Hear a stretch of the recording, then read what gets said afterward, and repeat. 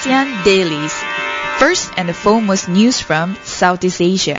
Hi, good morning. This is Arlene. Hi, this is Gowri. And you are with us on our usual ASEAN Daily. Today is a very beautiful Friday morning.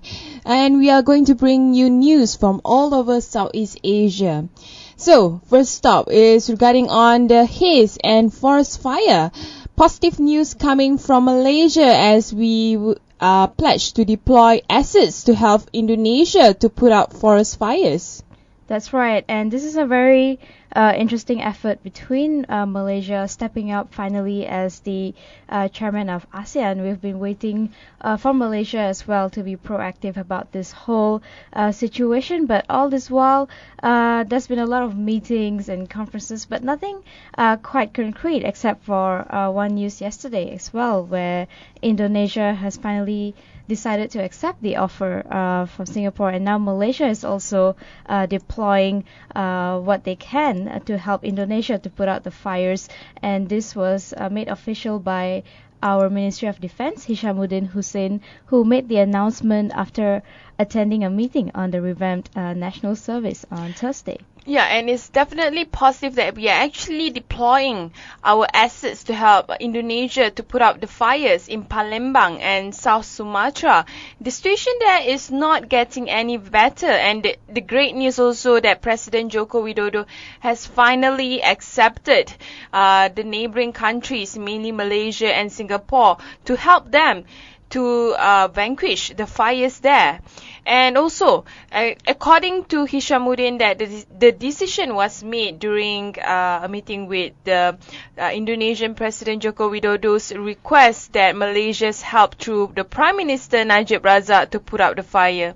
In fact, he said that he has contacted his counterpart Rayamizat Riyakudu and Indonesia Foreign Minister Retno Marsudi. So it looks like, hopefully in the couple of weeks, we will be seeing a lot more reduction in terms of the fires there.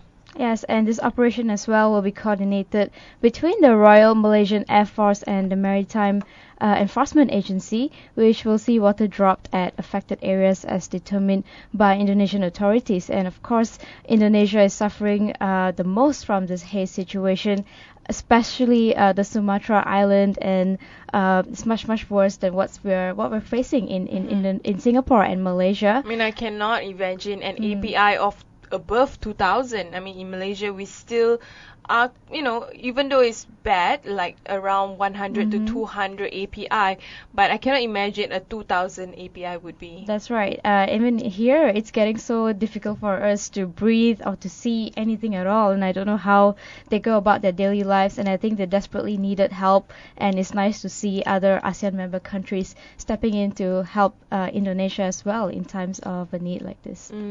And moving on to another news in Cambodia. Apparently, Cambodia has raised its 2016 minimum wage for textile, but short of union demands. Cambodia has agreed on Thursday to raise the minimum wage for the workers in its crucial textile and footwear sector to $140 per month. I'm not sure even that is considered a good one. It is for the next year, but it is actually short from the figures demanded by the powerful trade unions, long at odds with the government over the pay. Yes, and I think this is something that requires a lot of attention in Cambodia as well. We know that there's been a lot of workers who work more than 12 hours a day, and they don't get paid well. They have students there as well, young people, pregnant women who are all not getting the rights that they're supposed to be entitled to. And one of the things is, of course, the minimum wage, which Cambodia has been trying, the workers themselves have been trying to raise the minimum wage in their textiles and footwear sector. But it seems that the trade union is also not quite decided on what they want, and they have been fluctuating back and forth as well as what what exactly do they want as the minimum pay.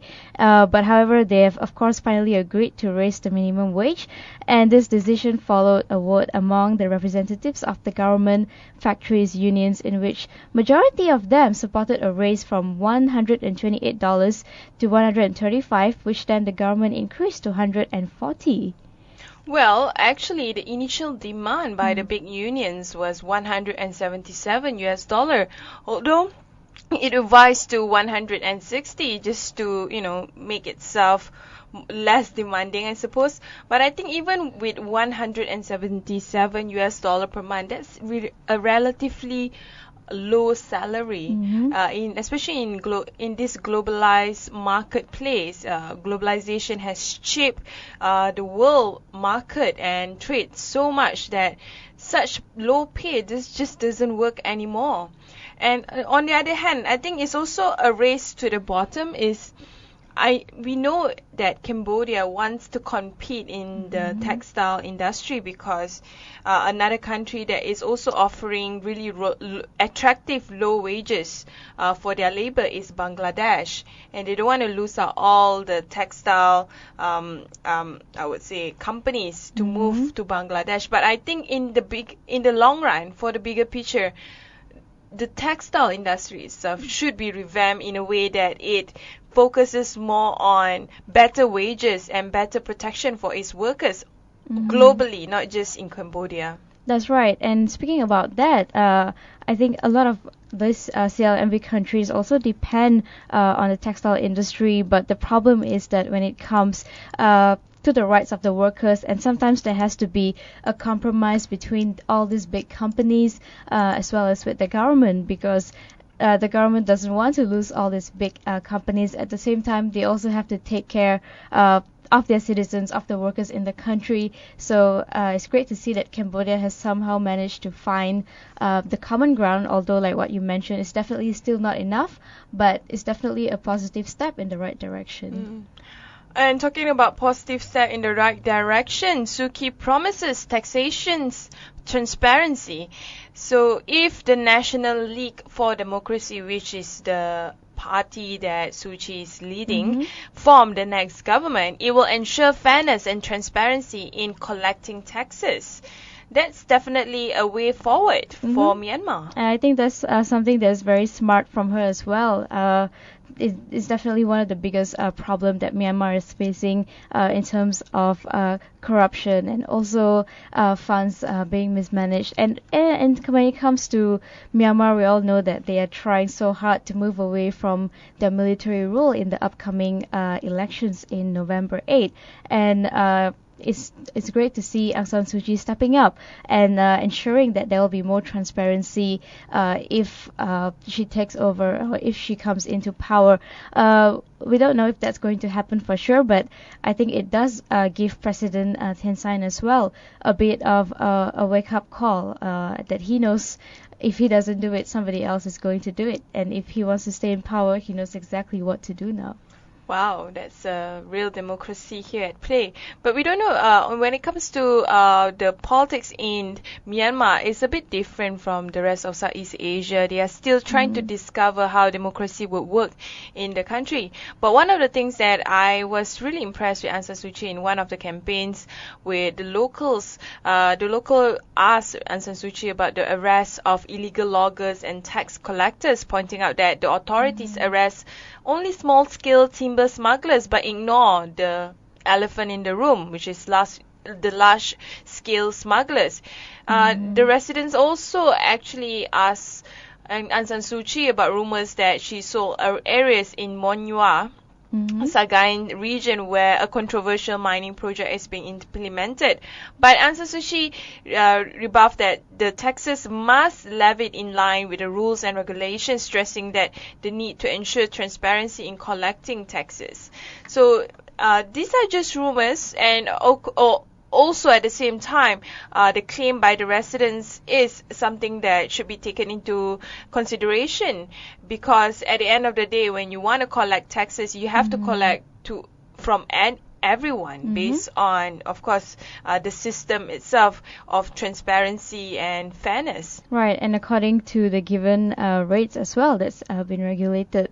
And I think what's interesting about Myanmar right now is that whole shift, like you mentioned, they are still trying to figure out what democracy is all about, and they're trying to break away from that old style harsh military rule, and they're trying to have a more democratic system. And it's interesting to see that they do have a very healthy opposition member in the country who is probably giving the president a run for his money, and in that way we see a healthy competition, and we never know what may be the outcome from the elections in Myanmar, but we do know that in terms of taxation we are bound to see some improvement. Yes, and also in terms of rule of law, because one of the key element of a democratic nation is the respect for the rule of law, and she promised that her party wants this country to be subjected to the rule of law, and all things must be done in accordance with the law. And under the law, all citizens must be equal. Perhaps that would probably include the Rohingya as well, who knows. And if an ordinary person is not allowed to cut trees, government officials must follow suit. All are equals, and they will be given them equal rights. This is definitely a great hope if the NLD is being elected for the next as the government for the next general election. Talking about hope is rising for East Asia Summit to resume. So China, the Republic of Korea, and Japan will release detailed arrangements for a trilateral summit meeting at an appropriate time when conditions are mature, according to senior Chinese diplomat. Right, and this is something that we rarely hear about. I mean, we always talk about the ASEAN Summit, but the East Asia Summit, that is something new. And it's great to see these three countries coming together. We do have ASEAN, we do have the ASEAN Economic Community coming together, and we have, of course, trade relations with all the three countries that you mentioned. And at the end of the day, when ASEAN comes together and prompts this whole economic bloc with 600 million people population and about to be the third largest economy in the world, I think China, Korea, and Japan. North Korea is not part of it. Exactly. It's what they are going to do is work together and see how they can also make the most out of ASEAN and how we can help each other out. And apparently the summit is being described as a significant guidance for teamwork between the three nations in East Asia. And call them to seize the opportunity to increase cooperation, which is a great thing, because when we look at countries in the East Asia, they have a long and I would say on and off relationship. It's more like it's worse than Malaysia and Singapore, Malaysia than Indonesia, because their history has spanned centuries ago, and they had war with each other.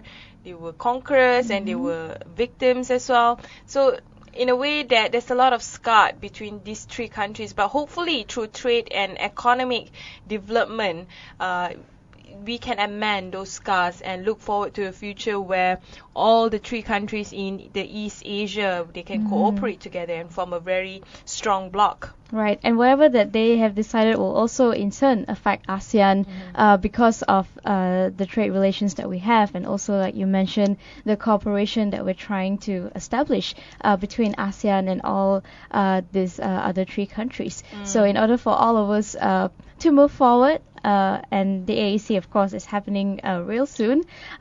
It's already October right now, and I think it's interesting that these three countries come together and sort things out. They can move forward and also move together with ASEAN as well. Anyway, we'll take one short break. When we return, we will discuss further on the economic side of Southeast Asia.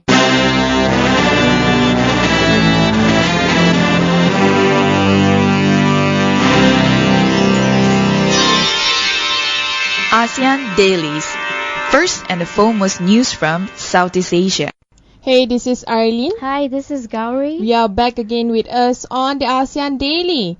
So, when we talk about economy, we can't help to mention the recent TPP, the Trans-Pacific Partnership, which was agreed upon and concluded in the US recently. Of course, Malaysia is part of the TPP membership, and there's a news coming out of it on the TPP that the Malaysia state fund Petronas mostly exempted from the TPP.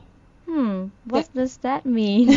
So, you see, during the negotiation process, right, you can actually make demands like, hey, we don't want to follow like 100% of what the rules are. We want to bend the rules a bit, like certain industry should not be touched. And Malaysia has made quite a demand on certain industries. For example, Petronas, I think they want to protect our national interest in a way, if that's how, some people might see it. Right.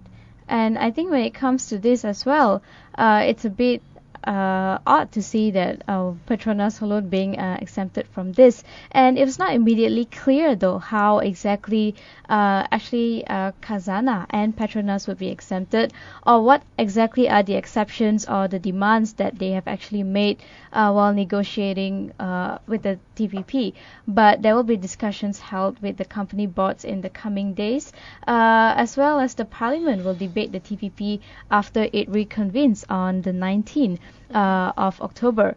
And Malaysia has also expressed concerns that TPP would actually undermine its rights to manage state-owned enterprises, or SOEs, and policies of preferential treatment for ethnic Malays or other indigenous people, also known as Sumi Putra. I can't wait for 19 October actually, because according to media reports that the TPP negotiation documents the negotiated items that is being written in the document will be released to the public as well as to members of parliament for debate.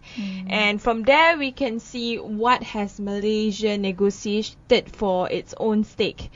And with that, I think it's great to see that the earlier news that Khazanah is also being exempted besides Petronas.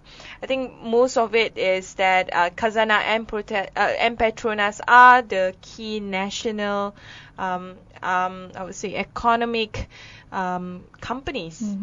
So in a way, I guess that's probably the justification by the government. And in the best interest of Malaysia, because as it is, we already have a lot of people protesting against TPP, and the government went ahead and signed it anyway. Of course, it will not be all bad news. There are also some benefits that we can reap from this, but at the same time, it's also important to protect what's important to protect in the country.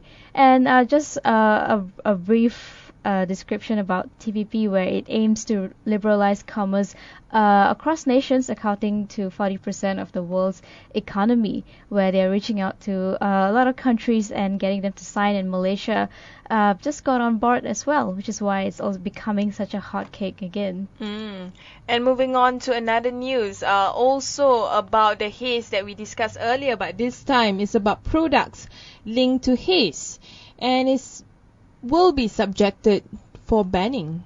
Right, and there's been new aerial footage released showing smoke billowing from Indonesian forest fires. Singapore as well also is smog choked, and because of that, they have announced a ban on products from a paper company accused of the haze shrouding Southeast Asia. So this is more of a boycott kind of move from these two countries. And of course, all these fires which were illegally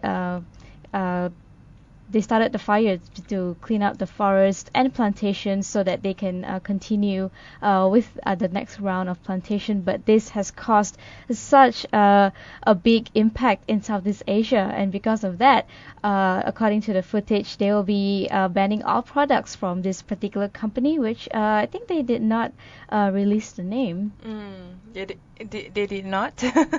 But anyway, I just want to add more that the El Nino season that we are facing right now definitely will trigger more forest fires than what we have that is being caused by by companies and also by the villages down there. And companies destroying forests and draining peatlands have made Indonesia's landscape into a huge carbon bomb. Actually, it's true. If you look at the aerial view of the situation on the ground in Sumatra and also Kalimantan, it looks like as if a nuclear bomb just hit there. And actually, you're right. They did release the name, and the name of the company is called Asia Pulp and Paper. For anyone else who wants to boycott all products from this company, but I think what's important to realize here is that when it comes to haze, it's I would say it's a life-threatening issue because you could end up with severe asthma or respiratory problem. And we saw what happened within the last couple of weeks or even couple of months, how not just one but all three countries suffered from this. So some people might look at it and like, so okay, yeah, they had their land burning and all, they needed a way to clear the crops. But it's not just about burning, it's about that whole after effect, which affects us for so long. And schools had to be closed and people couldn't go to work and people were concerned about the health. So I think this move to boycott the papers or to ban the products from Asia Pulp and Paper will give a wake-up call not just to them but to other companies as well who That's are true. not taking responsibility when it comes to taking care of the environment. I think Singapore is definitely leading the way in terms of trying to make things better. The Singapore Environment Council temporarily suspended the firm, the Asia Pulp and Paper, as exclusive distribution, universal sovereign trading, use of their green label, pending further investigations. And also the move comes shortly after Fair Price was asked by the Singapore Environment Council to sign a declaration form stating that it did not carry products from the 5 companies being investigated of their possible connection to the forest fire. While Fair Price, which is I think a distribution company, have 14 household brands under the paper products. Of these, 2 are sourced from the Asia Pulp and Paper. And some of the brands that you can probably find it in the chain store is the Paseo, Nice and Jolly. So for you guys, when you want to buy papers, you better make sure that it's not from that particular company and not from that brand as well. Right. And APP has also been asked actually to supply information on their subsidiary companies which are actually operating in Singapore and Indonesia, as well as what measures have they taken to put out the fires in their concessions. So they will be liaising with Singapore at the moment, submitting all their documents, and if found guilty, Singapore can actually impose a fine of close to 300,000 ringgit for each day that they contribute to the unhealthy levels of haze. Yeah. And of course, moving on to another news about Indonesia, their rupiah is moving on strong as US dollar declines. The gain from Indonesia's contributed to a generally confident outlook despite ongoing worries about China, the world's number 2 economy and biggest energy user. And there's been some waning expectations of an early rise in the U.S. Interest rates, and this was expected to help yield higher currencies advance against the dollar, and this just happened on Wednesday. But the Indonesian rupiah and the Malaysian ringgit actually led gains on upbeat Indonesian trade data and strong Malaysian export figures for August. So we see the rupiah's gain was actually the biggest in one day over 6 years. Amazing. Yeah, it is amazing considering how they have been plunging down and down over the last few months. I mean, Jokowi was furious, man, the last couple of months with the currency decline and economy in the rut. But now I think finally he can have a good night's sleep. Right, and it was he even had to come up with a whole new economic stimulating package because of this. A whole new economic team and minister. Right. If you still remember the change in the cabinet.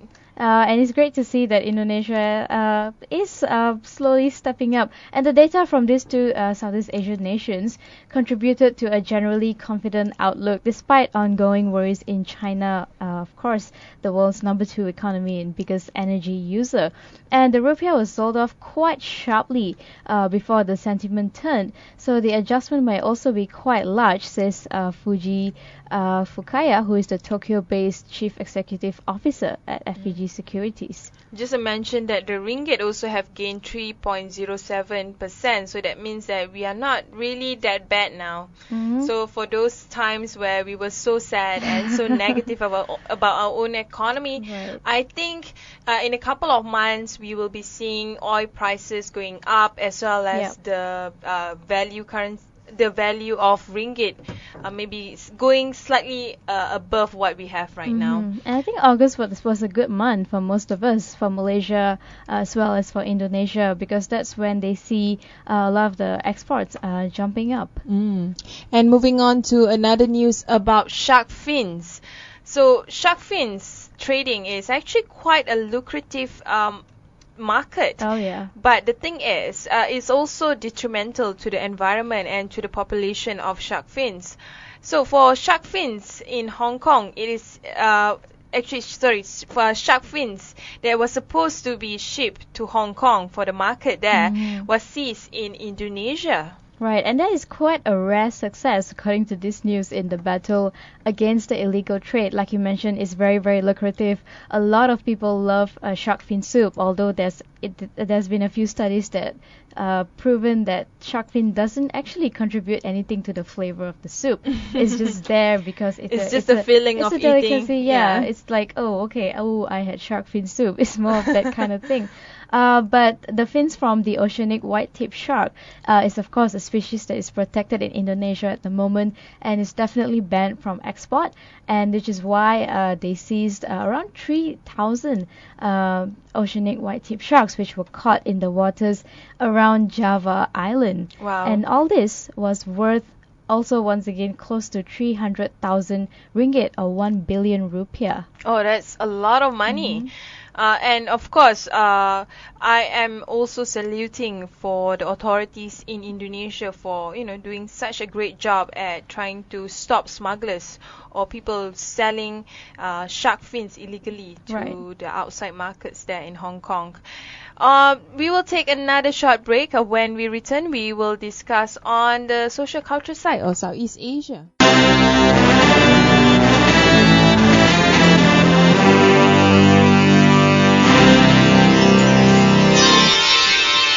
ASEAN Dailies. First and the foremost news from Southeast Asia. Welcome back. This is Arlene. Hi, good morning. This is Gowri. And of course, you are with us again. So, the first Chinese woman to win Nobel Prize, Youyou. Congratulations! Congratulations. She actually discovered one of the most effective anti-malaria remedies, and this has, quenched China's thirst for a Nobel Prize, which they have been hoping for decades. And now a little-known researcher, since she's not quite big in China as well, she actually managed to isolate an anti-malaria medicine derived from an ancient remedy, and it has finally won China that very much coveted Nobel Prize. And her name is Youyou, apparently. She's 84 years old. Can you believe that? Amazing, a scientist that age.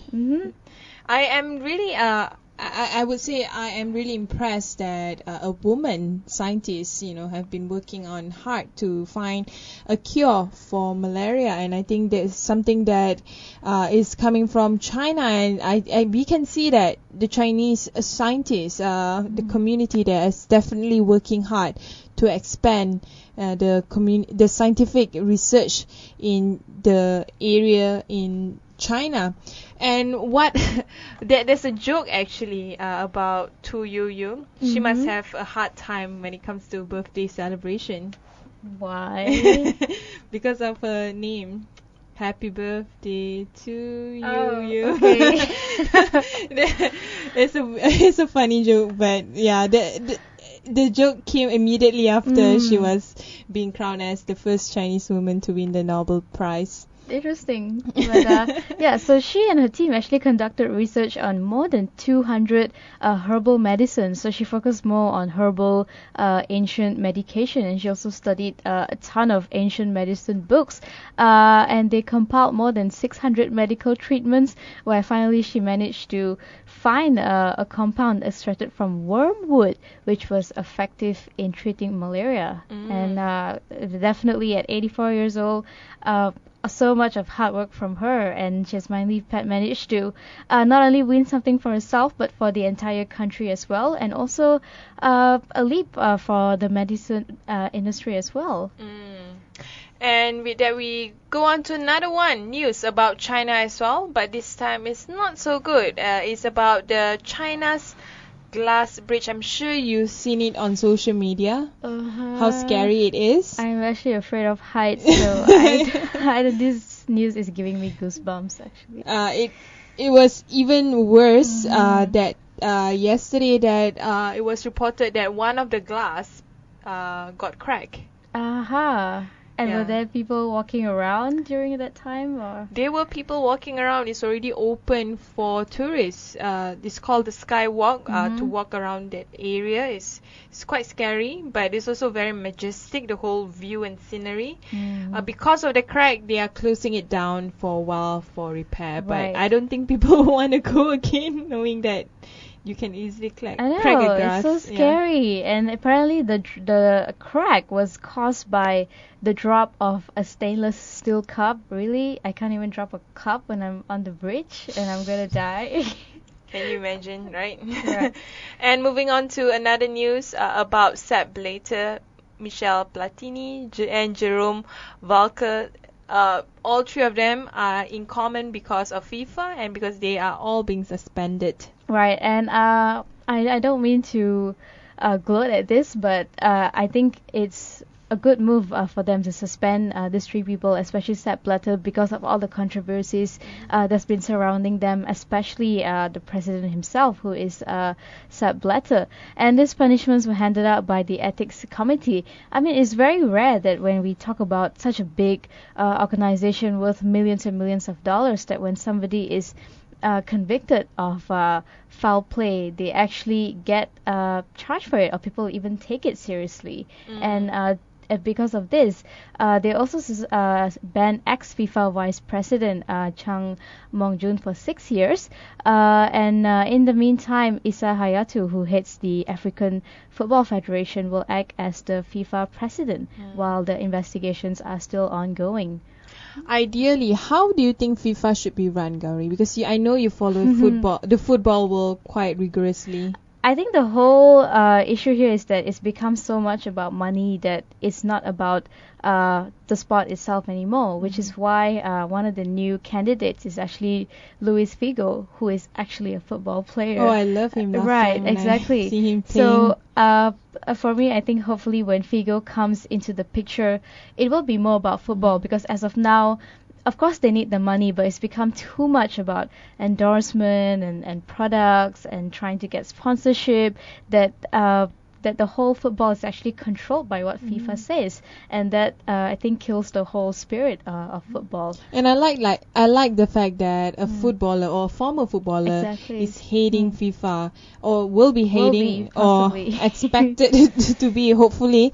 I mean, in a way that I think a great organization should be headed by someone who is an expert in the area that organization is focusing on. I think what's happening right now is the person who's heading it is, of course, a businessman. He knows how an organization runs and all, but that's the thing. Then it becomes too much about profit and ROI, and not so much. And you ended up with corruption cases. Exactly. And moving on, before we end our show, we want to talk about global warming, or in this case, climate change. Do you know that coral can lose its color and majesticness when the water gets too warm?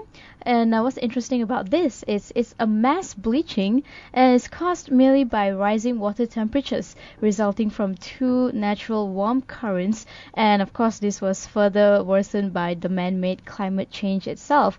And the bleaching happens when corals are actually under stress, drive out the algae known as zooxanthellae, I'm so sorry, that give them color.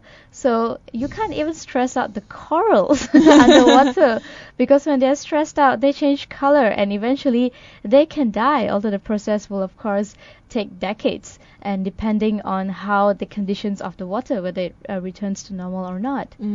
So, I mean, this is something that is I don't think we can solve it anytime sooner, because climate change is happening right now.